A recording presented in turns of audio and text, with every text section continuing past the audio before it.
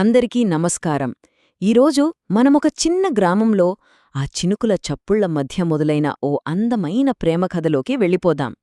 ఇది కేవలం ఒక కథలా కాకుండా ఒక సినిమా చూస్తున్న అనుభూతిని ఇస్తుంది.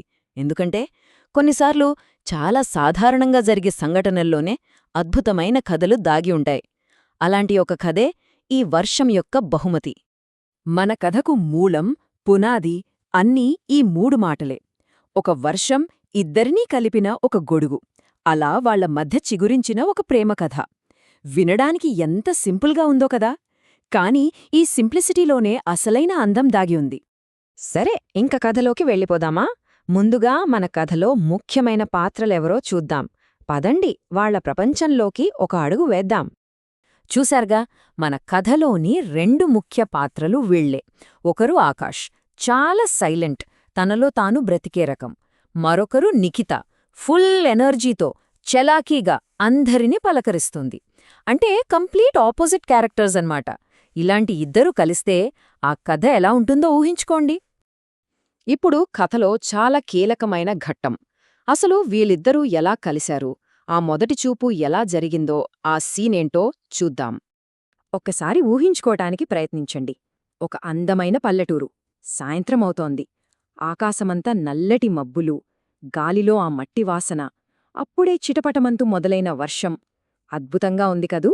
మన కథకు బ్యాక్గ్రౌండ్ స్కోర్ ఇదే. ఆ వానలో ఓ పెద్ద చెట్టు కింద మన ఆకాష్ ఒక్కడే నిల్చుని ఉన్నాడు. తన చుట్టూ ఉన్న వాతావరణం లాగే తను కూడా చాలా ప్రశాంతంగా, నిశ్శబ్దంగా ఆ వర్షపు చినుకుల్ని చూస్తూ ఏదో ఆలోచిస్తున్నాడు. సరిగ్గా అప్పుడే ఆ నిశ్శబ్దాన్ని బ్రేక్ చేస్తూ ఒక పసుపు రంగు గొడుగుతో నిఖిత ఎంట్రీ ఇచ్చింది. తన రాకతో ఆ సీన్ మొత్తానికే ఒక కొత్త కళ వచ్చినట్టు అనిపించింది. అసలు వాళ్ళిద్దరినీ కలిపిన హీరో ఎవరో తెలుసా? ఈ గొడుగే. కేవలం ఒక్క గొడుగు. తను చూపించిన ఆ చిన్న సహాయం వాళ్ల కథకు మొదటి పేజీ రాసింది. ఆ ఒక్క క్షణం వాళ్ల జీవితాలని మార్చేస్తుందని బహుశా వాళ్ళిద్దరూ కూడా ఊహించుండరు. సరే, ఆ గొడుగు నీడలో మొదలైన వాళ్ల పరిచయం స్నేహంగా ఎలా మారిందో ఇప్పుడు చూసేద్దాం. వాళ్ల బంధం ఇక్కడే మొదలైంది. ఆ మొదటి మీటింగ్ తర్వాత రోజులు అలా గడిచిపోయాయి. వాళ్ల ఫ్రెండ్షిప్ అనేది మ్యాజిక్ లాగా ఒక్కరోజులో పుట్టలేదు. నెమ్మదిగా, చాలా సహజంగా టైం తీసుకుని పెరిగింది. అందుకే ఈ కథ మనకు అంత దగ్గరగా అనిపిస్తుంది. మరి వాళ్ల బంధం అంత స్ట్రాంగ్ అవడానికి కారణం ఏంటి అంటే, పెద్ద పెద్ద విషయాలేం కాదండి.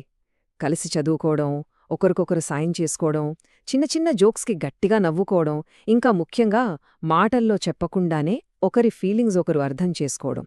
ఇలాంటి చిన్న చిన్న క్షణాలే వాళ్ల స్నేహాన్ని అంత బలంగా మార్చాయి. ఓకే, ఇప్పటివరకు స్నేహం చూశాం. ఇప్పుడు కథలో అసలైన టర్నింగ్ పాయింట్. ఆ స్నేహం ప్రేమగా ఎలా మారిందో చూద్దాం. ఎప్పుడూ సైలెంట్గా ఉండే ఆకాష్ ఒకరోజు ధైర్యం చేసి తన మనసులో మాట చెప్పేశాడు. చాలా సింపుల్గా, నీతో ఉన్నప్పుడు నాకు చాలా సంతోషంగా ఉంటుంది అన్నాడు. చూట్టానికి సింపుల్గా ఉన్నా తనలాంటి వాడికి ఆ మాట చెప్పాలంటే ఎంత ధైర్యం కావాలి కదా. ఆ మాట వినగానే నిఖిత ముఖంలో ఒక అందమైన చిరునవ్వు. తను కూడా అంతే సింపుల్గా నాక్కూడా అంది. ఆ ఒక్క మాట, ఆ నవ్వు చాలు వాళ్ల మధ్య ఉన్న ఫీలింగ్స్ అన్నీ చెప్పేశాయి. అంతే, ఆ రోజు నుండి వాళ్ల కథ కొత్త మలుపు తీసుకుంది. వర్షంలో ఒక గొడుగు కింద మొదలైన వాళ్ల ప్రయాణం స్నేహాన్ని దాటి ప్రేమ అనే గమ్యాన్ని చేరుకుంది.